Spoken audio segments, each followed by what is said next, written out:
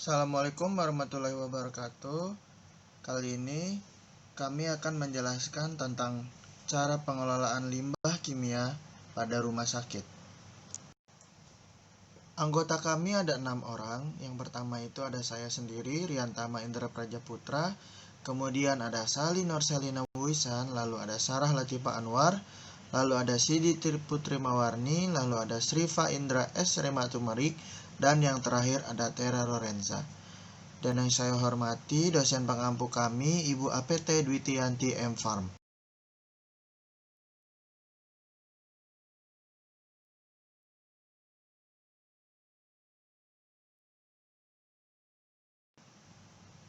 Limbah adalah bahan sisa produksi yang tidak lagi memiliki nilai guna, sehingga tidak lagi terpakai.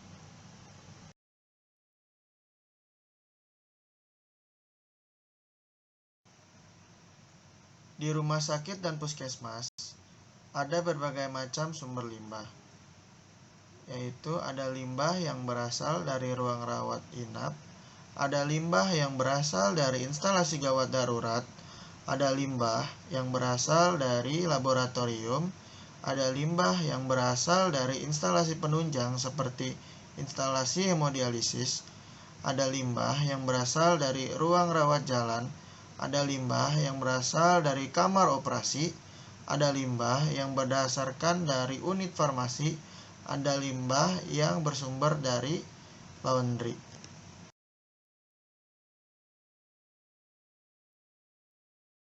Baiklah, selanjutnya saya akan menjelaskan tentang jenis-jenis limbah medis. Menurut Peraturan Kemenkes Nomor 1204 Tahun 2004, jenis-jenis limbah medis adalah sebagai berikut. Yang pertama adalah limbah infeksius, yang kedua adalah limbah benda tajam, yang ketiga adalah limbah kimiawi, yang keempat adalah limbah radioaktif, yang kelima adalah limbah farmasi, yang keenam adalah limbah sitotoksik, yang ketujuh adalah limbah dengan kandungan logam berat yang tinggi, yang kedelapan adalah limbah patologis, dan yang terakhir adalah limbah kontainer bertekanan. Sedangkan menurut Peraturan Menteri Lingkungan Hidup Tahun 2015, jenis-jenis limbah medis adalah sebagai berikut. Yang pertama memiliki karakteristik infeksius, yang kedua adalah benda tajam, yang ketiga adalah bahan kimia kadaluarsa, tumpahan atau sisa kemasan, yang keempat adalah radioaktif, yang kelima adalah farmasi, yang keenam adalah sitotoksik, yang ketujuh adalah peralatan medis yang memiliki kandungan logam berat yang tinggi, yang kedelapan adalah patologis, dan yang terakhir adalah tabung gas atau kontainer bertekanan. Namun saat ini kelompok kami akan membahas tentang limbah kimiawi.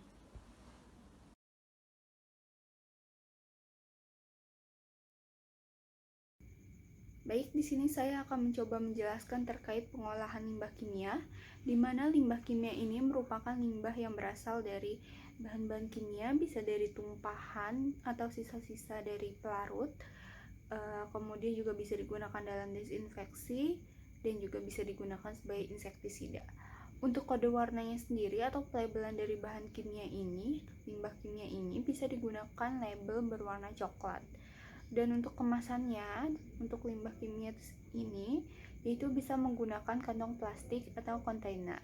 Dan untuk pengolahannya sendiri, yaitu pengolahan kimiawi dibuang ke saluran untuk limbah cairan dan ditimbun pada fasilitas penimbunan akhir atau landfill untuk limbah yang padat.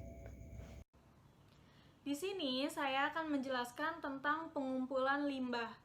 Beberapa hal yang harus dilakukan oleh personil yang secara langsung melakukan penanganan limbah, yaitu antara lain, yang pertama, limbah yang harus dikumpulkan itu minimum setiap hari atau sesuai kebutuhan dan langsung diangkut ke lokasi pengumpulan. Dan yang kedua, setiap kantong limbah atau wadah harus disertai dengan simbol dan label sesuai kategori limbah dan disertai dengan informasi sumber limbahnya. Dan yang ketiga, setiap pemindahan kantong atau wadah limbah harus segera diganti dengan kantong atau wadah limbah baru yang sama jenisnya. Dan yang terakhir, kantong atau wadah Limbah baru harus tersedia pada setiap lokasi dihasilkannya limbah. Pembuangan limbah kimia. Sebelumnya, pembuangan limbah kimia itu dibagi menjadi 3. Yang pertama, limbah kimia biasa, lalu yang kedua itu limbah kimia berbahaya jumlah kecil, dan yang ketiga itu limbah kimia berbahaya dalam jumlah yang besar. Nah, mari kita bahas satu persatu ya. Yang pertama, limbah kimia biasa. Itu merupakan limbah kimia yang tidak bisa didaur ulang. Itu contohnya seperti gula, asam amino, dan garam-garam tertentu. Lalu dapat dibuang ke saluran air kotor. Nah, untuk yang kedua, untuk limbah kimia berbahaya jumlah kecil sendiri itu, residu yang terdapat dalam kemasan itu sebaiknya dibuang dengan insinerasi, kapsulisasi, atau ditimbun, atau biasa disebut dengan landfill. Nah, dan yang terakhir, itu ada limbah kimia berbahaya dalam jumlah besar. Itu biasanya bahan pelarut dalam jumlah besar seperti pelarut halogenida yang mengandung klorin atau fluorin, tidak boleh diinsinerasi kecuali di insineratornya itu dilengkapi dengan alat-alat pembersih yang ada gasnya.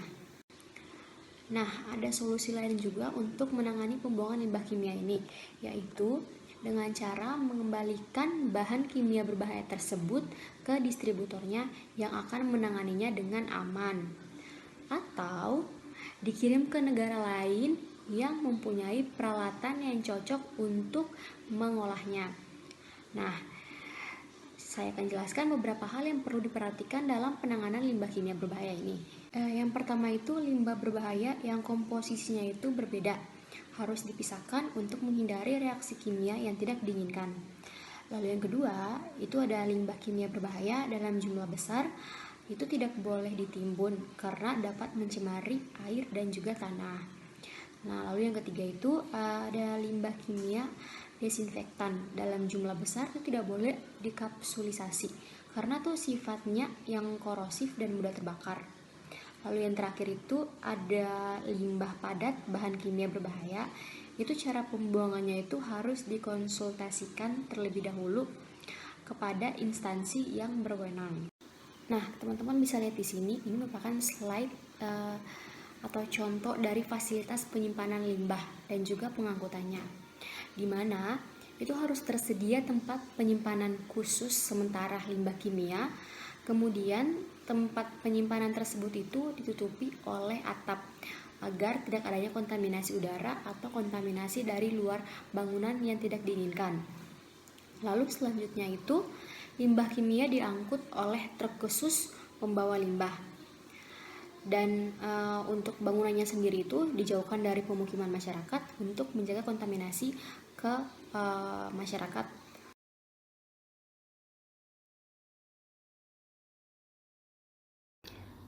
Saya akan menjelaskan mengenai dampak limbah. Dampak limbah tidak hanya berdampak pada lingkungan saja, tetapi limbah juga berdampak tidak kalah mengerikan kepada makhluk hidup. Binatang dan tumbuhan tidak dapat hidup pada lingkungan yang terkena dari dampak limbah itu sendiri. Tidak hanya itu, limbah juga berdampak buruk pada kesehatan. Macam-macam penyakit yang disebabkan oleh limbah, misalnya adalah diare, demam berdarah, tipes, tidak jarang juga keracunan dan sesak napas untuk orang-orang yang tinggal di sekitar pabrik. Hal ini menunjukkan bahwa limbah sangat berbahaya apabila tidak ditangani dengan tepat. Jadi kesimpulannya, pengolahan limbah kimia harus diperhatikan agar tidak mencemari lingkungan. Sekian presentasi dari kelompok kami mengenai pengolahan limbah kimia. Kurang lebihnya kami mohon maaf. Untuk teman-teman semua yang ingin memberikan komentar dan saran bisa langsung menghubungi anggota kelompok kami. Sekian, wassalamualaikum warahmatullahi wabarakatuh.